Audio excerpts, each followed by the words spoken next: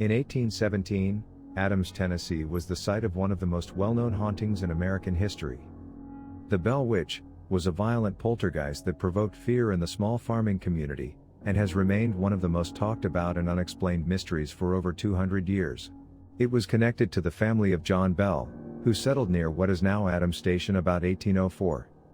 It was so well known and popular that people came from hundreds of miles around to witness the manifestations of what was known as the Bell Witch. This witch was supposed to be a paranormal being, having the voice of a woman. The Bells were tormented for years by the malicious spirit of Kate Batts, an old neighbor woman of John Bell who believed she was cheated by him in a land purchase. On her deathbed, she swore that she would haunt John Bell and his descendants. After 13 years of peace, the family began experiencing frightening paranormal activity. Then one day, one of the Bell family members caught a glimpse of a mutant creature with the head of a rabbit and the body of a dog. Thus began their terror. Shortly after that, a series of bangs and taps were heard from the outsides of the walls. The family could not explain the unusual noises. But the knocking continued the next night, and every night after that, the sounds grew louder and continued for longer amounts of time. The family also heard singing throughout the house on different occasions. The torment escalated when the children had their pillows and blankets ripped off of them, eventually being physically pulled from their beds in the middle of the night. John Bell, the head of the household, felt completely helpless. The rumors of the Bell Witch spread throughout the country, and many people grew interested in the claims. General Andrew Jackson traveled to the Bell farm to investigate the hauntings of the Bell Witch. On the way to the Bell house, the wheels on Jackson's wagon stopped dead in their tracks, for no visible reason. Suddenly, Jackson and his crew heard a strange woman's voice telling them to move on, laughing that she would see them soon. Andrew Jackson continued his journey and made it to the farm for a short time later. During his stay, a few of his men claimed they were stuck with needles or pinched, with bruises as evidence.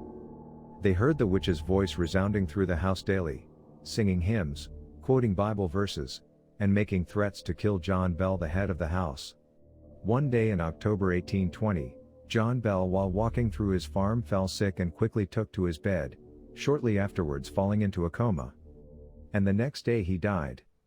The family couldn't figure out what ailed their father, but came across a half-empty bottle in their cabinet. John Bell's son tested the remains of the bottle on a cat. The cat fell ill and passed away within a few hours. It was obvious he was poisoned. Immediately following the cat's death, the Bell Witch proclaimed she had poisoned John Bell, and that her deed was done. She warned she would reappear within 7 years, and then again within another 100 years. The legend of the witch includes a local cave in which the witch has supposedly been seen and heard. The cave is located on property once owned by the Bell family. Many believe that when the witch departed, she fled to this cave. In one legend, young Betsy Bell and some of her friends had gone to explore the cave. While they were there, one of the boys crawled into a hole and became stuck. A voice cried out, "I'll get him out." The boy felt hands grasping his feet, and he was pulled out of the hole.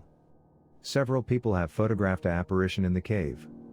And they said in 1935, the year the Bell Witch claimed her return, mysterious sightings and paranormal activity happened in the cave.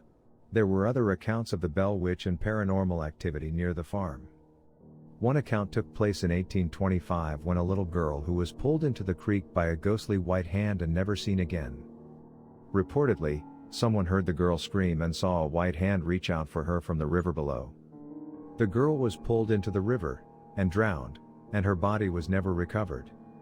Immediately following the girl's disappearance, the creek was mysteriously filled with oily bundles of sticks. Then in 1886, Robin Weaver went missing and later claimed to have followed a person who was floating in the air to an abandoned house in the woods. A search party was sent out, only to later disappear. At the same time of their disappearance, Robin returned back into his worried family's home. Several local townspeople went looking for the missing search party. More people went out to the abandoned home, and could not find anyone there. Later someone stumbled upon their disemboweled bodies lying on Coffin Rock. Many believe the Bell Witch provided the inspiration for the movie, The Blair Witch Project.